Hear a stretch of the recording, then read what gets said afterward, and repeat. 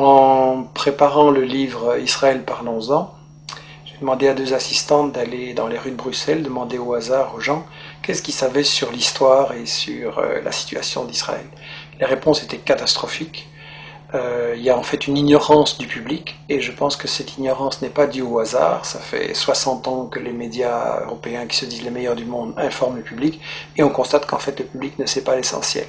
Je pense que c'est dû à une opération de propagande israélienne relayée par les médias, et je l'ai résumé dans ce que j'ai appelé les 10 grands médias mensonges qui justifient Israël. Le premier grand média mensonge, c'est qu'on nous dit qu'Israël a été créé en réaction au génocide contre les Juifs en 40-45. Ça, c'est totalement faux. En fait, c'est un projet colonial qui est bien plus vieux, qui a été décidé au congrès de Bâle en 1897. Le mouvement nationaliste juif décide de coloniser la Palestine.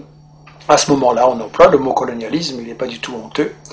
Et ils font appel aux puissances coloniales de l'époque pour qu'ils se rendent compte qu'ils ont besoin d'être protégés. Ils demandent à l'Empire turc qui n'est pas intéressé, mais l'Empire britannique, lui, est très intéressé parce qu'il veut absolument avoir des colons qui vont être installés là au milieu du monde arabe, entre la partie ouest et la partie est. Ils veulent affaiblir l'Égypte, qui est une puissance qui les inquiète. Ils veulent contrôler le canal de Suez, qui est la route vers la colonie des Indes, qui leur apporte énormément. Ensuite, les États-Unis vont prendre le relais. Eux, ce qui les intéresse, c'est le pétrole. Ils veulent un flic du pétrole. Et donc, création coloniale d'Israël ne date pas du tout de 40-45, c'est bien plus tôt, c'est un projet colonial. Il faut rappeler qu'à l'époque, les puissances coloniales européennes se partagent l'Afrique comme un vulgaire morceau de gâteau. Il y a une conférence à Berlin en 1885 avec l'Angleterre, la France, le Portugal, la Belgique, l'Allemagne. On se partage l'Afrique comme un vulgaire gâteau. Il n'y a évidemment aucun Africain qui est invité, je veux dire. Et donc on est vraiment dans l'époque coloniale. Israël, c'est un projet colonial, il faut le dire.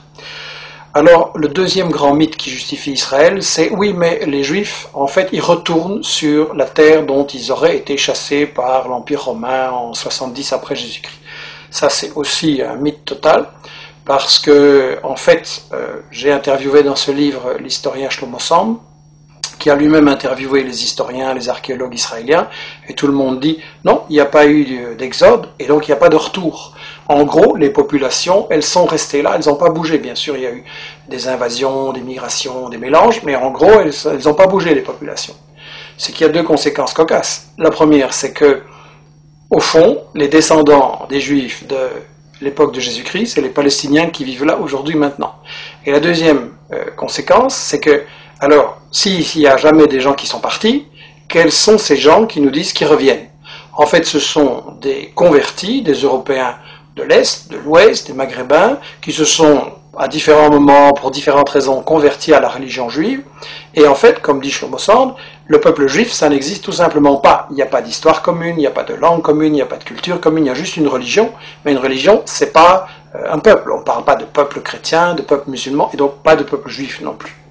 Alors, le troisième grand mythe, c'est l'idée que, en fait, c'est pas grave s'ils se sont installés là en Palestine pour coloniser, parce que nous dit-on, c'était un désert, c'était une terre sans peuple, donc c'était vide. Ça aussi, c'est un mensonge total. En réalité, les témoins de l'époque, déjà au 19e, début 19e, disent la Palestine, c'est un océan de blé. Il y a des cultures et des exportations, notamment vers la France, de l'huile, du savon, les fameuses oranges de Jaffa.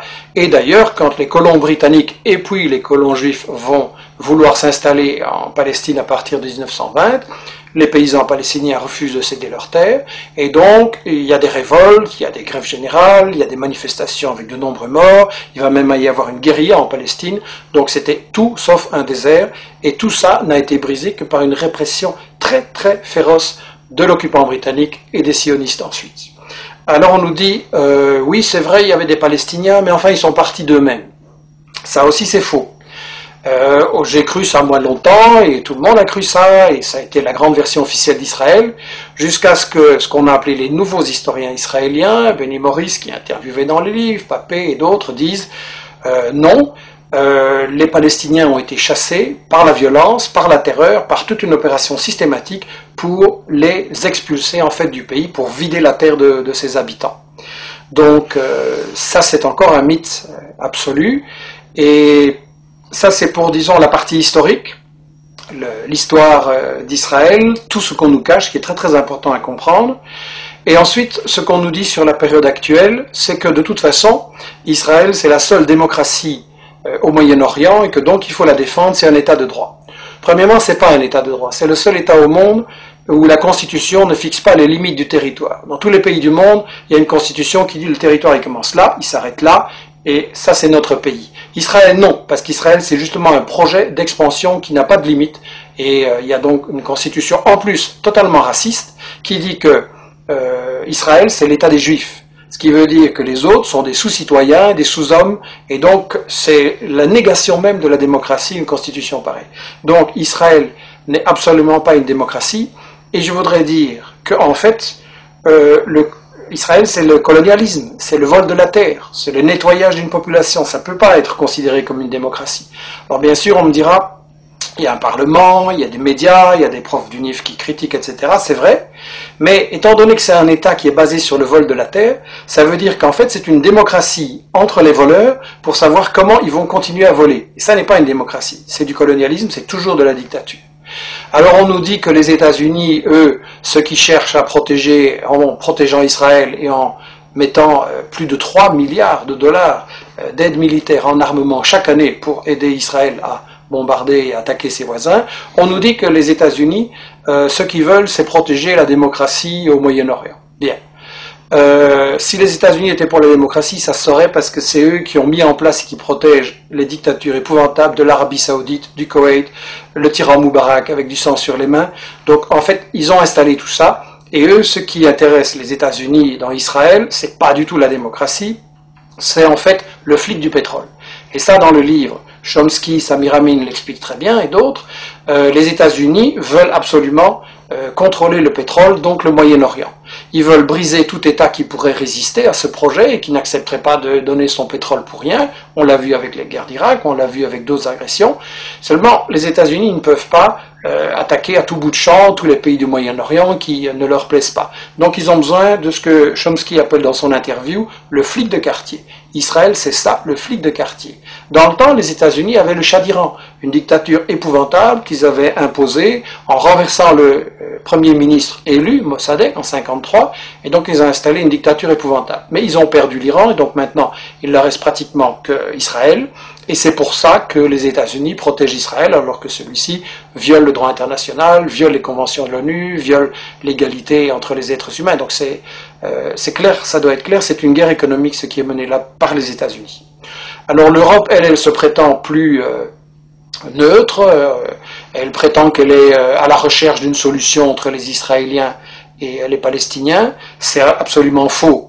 Solana, qui était le ministre des Affaires étrangères de l'Europe, a déclaré il n'y a pas longtemps à Israël, vous êtes en fait le 28e État membre de l'Union européenne. C'est l'industrie européenne de l'armement qui finance et collabore avec l'industrie israélienne de bombardement, de l'armement, pardon. On a des gens comme Lagardère en France et Dassault qui sont tout proches de Sarkozy et qui collaborent avec l'industrie de l'armement israélienne. Et en plus, lorsque les Palestiniens ont élu leur gouvernement, l'Union européenne a refusé de le reconnaître. Elle a clairement donné le feu vert à Israël pour bombarder Gaza. Et donc là, ça doit être très clair que quand Netanyahou, Barak, Olmert et tous ces gens-là bombardent les Palestiniens, c'est Sarkozy, c'est Merkel et c'est les gouvernements européens en même temps qui bombardent. Ça, c'est quelque chose qu'on doit dire clairement à notre opinion. Alors, quand vous dites ce genre de choses, quand vous racontez la véritable histoire de la Palestine et d'Israël, quand vous montrez les intérêts scandaleux des États-Unis et de l'Europe, alors tout de suite, évidemment, on essaye de vous fermer la bouche en disant que vous êtes un antisémite. Enfin bon, disons un raciste anti-juif. Il y a une chose qui doit être très claire. Quand on critique le gouvernement d'Israël, on n'est pas raciste anti-juif, au contraire, on critique un gouvernement qui nie l'égalité entre les êtres humains, entre les juifs et les musulmans.